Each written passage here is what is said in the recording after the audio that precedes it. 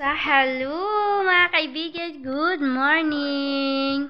Welcome dito sa bahay mga kaibigan. Kumusta po kayo? I hope nasa mabuti kayong kalagayan. In this update natin sa lahat ng nakapanood ngayon sa ating vlog. Hello! Kumusta mga kaibigan? Salamat sa panonood and support. So, dito tayo ngayon. Parang nakabihis tayo today. Ayan. Yung outfit natin mga kaibigan. Paalis kami ngayon ni Dudong Junjun and kasama mga boys. Meron silang kukunin doon sa munisipyo mga kaibigan. Kaya sama na lang ako in this update. Kahit walang pocket money mga kaibigan, sasama ako kasi nakaka-board na dito sa bahay. Kaya ano na yun, pabor na yun. Kaya sama ako kay Dudong Junjun. Sabi niya, bakit ka sumama? Wala nang tayong pera, ganun. So okay lang. Basta importante mga kaibigan, makapaglakad-lakad tayo kasi nakaka-board na dito sa Tikgon mga kaibigan. Wala ka masyadong makikita dito. Kaya doon muna tayo. Kahit sa lapas lang mga kaibigan, sa importante makalakad-lakad naman tayo doon. So, punta na kami ngayon. In this update mga kaibigan, pauwi na po si nakauwi na po sila Ate Hak galing doon sa yung doktor na nag-ano sa kanya. So, iba talaga mga kaibigan yung mga doktor kasi yung iba bakit ganun, bakit mayroong ganyan na masakit ni Ate Hak pagkapunta doon sa specialist doctor yung ano ba mga kaibigan, kung ano pa yung matured na ba yung karaan na doktor, wala naman palang delikadong sakit si Ate Hak. Kaya sobra kaming na happy na yun yung balita mga kaibigan kasi nga pinakabahan kami ng ibang doktor na ganun, mayroong ganun si Ate Hak, ganun. Pero pag sa na mga kaibigan, sa personal na yung doktor na talaga sa mga heart, mga sa goiter, sa lahat dito banda mga kaibigan papunta dito sa tiyan natin, siya yung doktor na paryente nila Ate Maninay. So thank you so much sa doktor ni Ate Hak na nagbibigay ng lakas ng loob sa kanya mga sakit. So wala naman palang delikado. So I'm happy kami lahat mga kaibigan sa mga prayers ninyo. Salamat. Alam ko nagpe-pray kayo kay Ate Hak and sa lahat ng mga followers ni Ate Hak na nagsuporta and nag-alala. So thank you, and sa side ko na mga followers sa side ni Ate Maninay, maraming salamat po sa love ninyo and care sa amin dito sa Agusan Mar. So thank you sa love. Ayun mga kaibigan, nag-alala na kami kay Suy kasi dito na yon, pinagupitan ko na siya ng kanyang buhok. So parang medyo kunti na lang yung ko dito, makilitiw ko mga kaibigan. So nag-alala kami mga kaibigan kasi iyak na siya ng iyak kapag gabi. Gusto niya doon lang ila mama sa tabok, sa bahay nila mama. Akala kasi niya siguro na nandun lang sila papa at saka si mama. Kaya umuwi siya doon mga kaibigan. Iniiyakan niya si Janjan, tapos ayaw niya dito matulog. Tapos pag morning naman, panay tawag yun kay Dudong Junjun. Sabi niya, kunin niyo ako dito, punta ako dyan. Ganon siya mga kaibigan. Ayan si Dudong Junjun, hala, grabe ang taba na ni Dudong Junjun ninyo mga kaibigan. Ayan, ang dami kong mga kaibigan kailangan ilinis. Uwi na lang ni Aileen si Suy kasi gusto maligo, tapos walang mga kaibigan, walang makabantay. Nainganyo siya sa mga bata dyan na nagsiswimming sa Agusan Mars. So wala pa yung mga kasamahan namin mga kaibigan. Hindi na nag-sleeper Suy. Diha ka sa ilaga, diha manghod ate ha, bantay ha. Si Janjan at saka si Iman mga kaibigan nag-basketball, nag-exercise in this morning. Grabe yung grabe yung nila mga kaibigan. Pawis nila Ang ganda siguro mga kaibigan kapag ganyan kami na babae nag-exercise. So yan, dahil punta kami doon sa bayan ng Lapas, way na din na makabilit kami ng tubig. So ito yung sasakyan namin for today's video mga kaibigan. Sa wakas, masasakyan na namin yung Pambuti Pastor. First time niya mag-travel sa bayan ng Lapas. So hindi kami mag-alala kung uulan or mainit kasi meron siyang atip. Sobrang laki niya mga kaibigan. So madami kami sasakay. Hati-hati kami ng mga gasolina mga kaibigan. Divide talaga. Kasi nagtobil na si Pastor ng gasolina.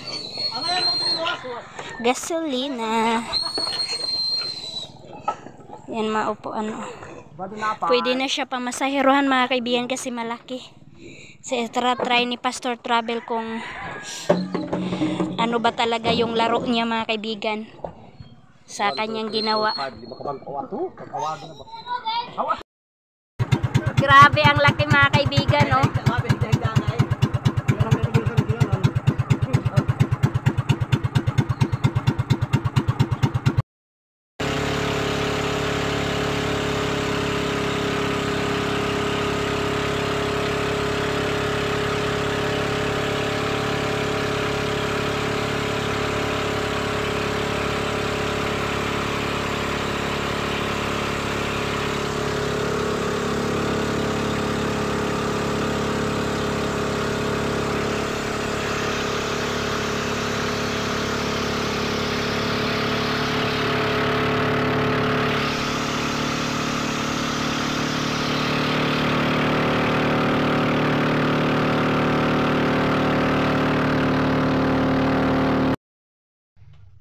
So ayan na mga kaibigan, dito na po kami sa Agpangon. Tapos na po kami namili doon sa bayan ng La Paz. Sumama po ako kasi si Aileen mga kaibigan, nagpabili siya ng big notebook at saka ballpen at saka papel niya kasi naubusan na siya doon sa kanyang mga gamit. So ang bilis lang namin mga kaibigan, 1 hour and a half lang yung ano namin travel kanina. And then pauwi na naman kami. Ayan na, nangarga na sila yung mga kailangan ikarga. Mga tubig. In this update mga kaibigan, hindi pa makauwi sila papa kasi back to Butuan pa pala si Ate Hak mga kaibigan. Second ng kanyang lalamunan, i-check siya ulit, kaya matagal pa sila papa. And then siguro mga kaibigan bukas din mayroon din kaming alis papunta doon sa mayroong burol, yung pinos ni Ate Hak na side nila Ate Maninay doon sa Butuan. Yan na yung nabili ko. Nabili ako ng watermelon, mura lang kasi mga kaibigan, tag 10 yung kilo.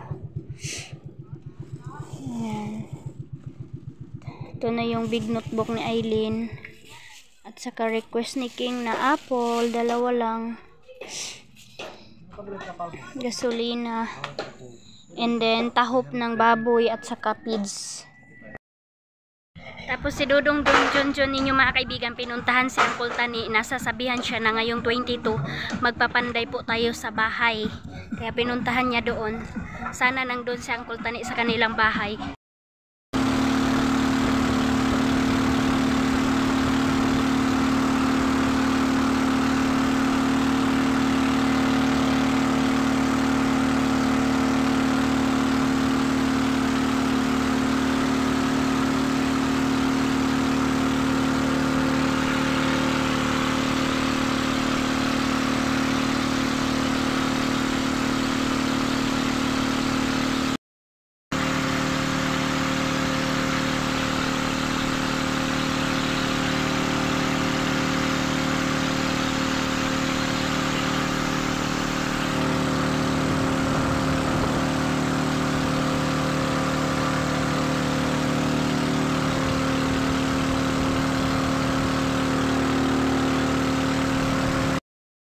Ayan na, nakarating na kami Stikgon mga kaibigan. So napakaganda ng travel namin kasi hindi mainit and then hindi umulan. So sa lahat ng mga followers ko na nagsabi na gusto pumunta, so ayan, mayroon na tayong malaking pambutsar, malaki. Parang sa amin mga kaibigan. So dito sa amin, kapag mayroong mga lakad mga kaibigan na one way lang, isang day lang, pwede ka po makahiram ng pambut dito. Basta ikaw na yung sa'yo na yung gasolina mga kaibigan. And dito sa amin, hiram-hiram lang talaga mga mga kaibigan, kahit mayroon kang pambot, kung mayroon kang kukunin na tao or mayroon kang susunduin na marami, so pwede ka makahiram kahit mayroon kang pambot kasi maliit yung sayo, so okay lang. Basta importante mga kaibigan, ayusin mo lang paggamit. Ayan na mga kaibigan, nakakain na ang dalawa. Tapos ko na yan sila naghimasa na yung dalawa na yan. So si Suy kay ngayon pa lang kasi nakapunta, kaya ayan, pinakain ko siya ng favorite niya. Ano yan, Soy? Fried chicken! Yay! At saka banana cake, yung partner. Yay! Ayan, kagaling lang ni Dodong Junjun nagmap. Today, hapon na mga kaibigan, kaya inanuhan ko na yung dalawa. So ayan na, sobrang saya ni Suy kasi favorite niya yung fried chicken mga kaibigan. Miss na niya siguro si mama niya mga kaibigan kasi ayaw na niya talaga dito sa amin. Doon na talaga siya matulog sa tabo kasi naisip niya na doon yung memory nila na si mama niya, si papa niya, si Palo, si Mala, ganon, si Tito. Mas na-enjoy siya doon mga kaibigan. Pero kapag maaraw dito siya, kapag morning, afternoon, pag night, doon siya tulog ila Tito niya. Ayan o. Hi! Hello mga kaibigan! Welcome dito sa bahay. Nakatapos ko lang pagpaligo mga kaibigan. Kasama ko yung mga aso ko naligo. Si Lakas at saka si Pogi. Sinabay ko na sila mga kaibigan sa pagligo ko. And ngayon, update pala mga kaibigan sa sa bahay. Nalungkot kami mga kaibigan and nanghihinayang kasi gusto ko sana magpapanday in this month of November. Pero ang kaso mga kaibigan, yung isa kong si Uncle Tani, yung panday ko mga kaibigan, mayroon siyang ibang pinandayan. Kaya sinabi niya sa amin mga kaibigan na pagkatapos daw nung kalsada na inano niya, trinabaho niya mga kaibigan. So dito na siya sa amin.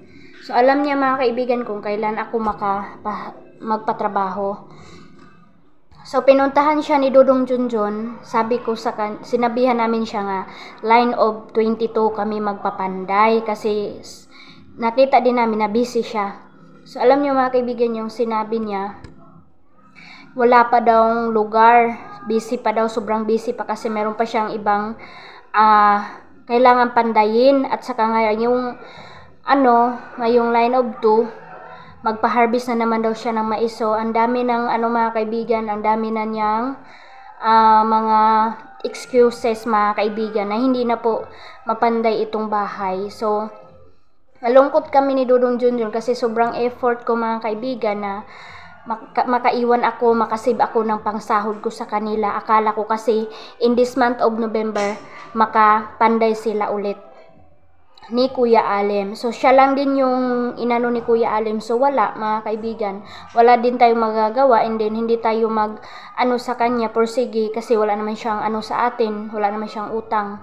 Kami pa nga yung wala naman siyang utang dito sa amin, kaya mahiya po tayo na anuhin natin talaga siya na hindi, kaya ngayong magpanday ka ganon. So mayroon siyang ibang na recruit nung hindi pa po ako nakapanday, and then hindi pa daw nila tapos.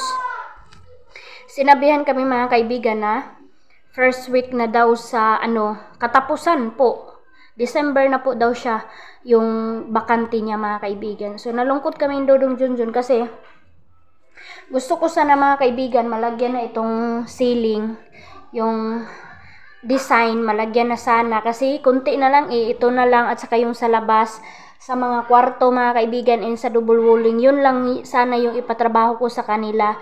1 week lang yung budget lang kasi yun din yung makakaya ko, 1 week lang, 2 panday na yun.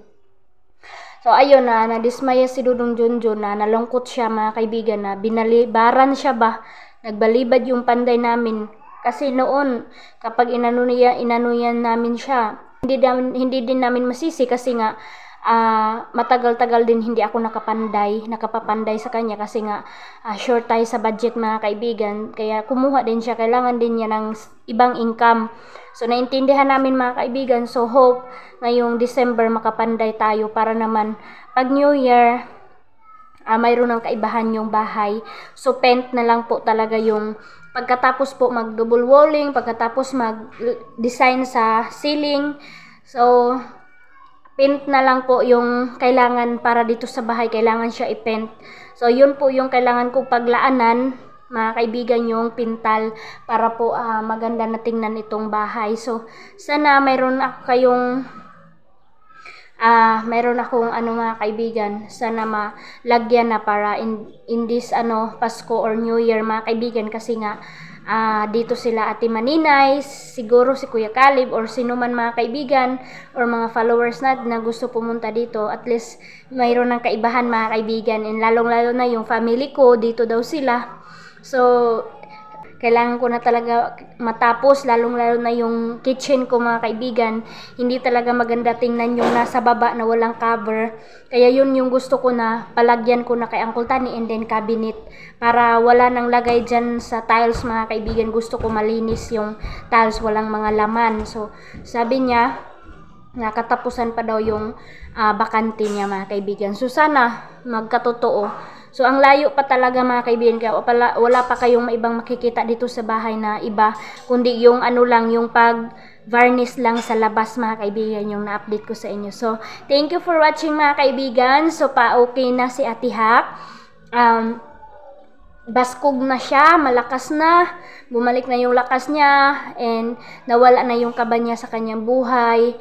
Sa kanyang mga sickness na naranasan niya mga kaibigan. So ayun po yung update namin dito sa Agusan Mars mga kaibigan. Pa-harvest na din yung mga corn dito, at saka yung sa amin malapit na din mag-harvest, pero pangbayad lang yun sa utang mga kaibigan kasi wala tayong financing.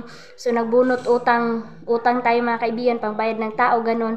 Kung wala nga si Mami B, hindi yun namin matamnan yung mga namin mga kaibigan, hindi kami patanim. Yung sinabi ko sa inyo na utang namin is yung mga abono, sprayer, ganun po. Yung mga herbicide like sa Clear Out, Ground Plus, abono, yun po yung nalakihan kami mga kaibigan. So ganun naman talaga yung farmer, harvest walang tira, pangbayad lang sa utang mga kaibigan. So bawi soon. So bye bye, thank you for watching.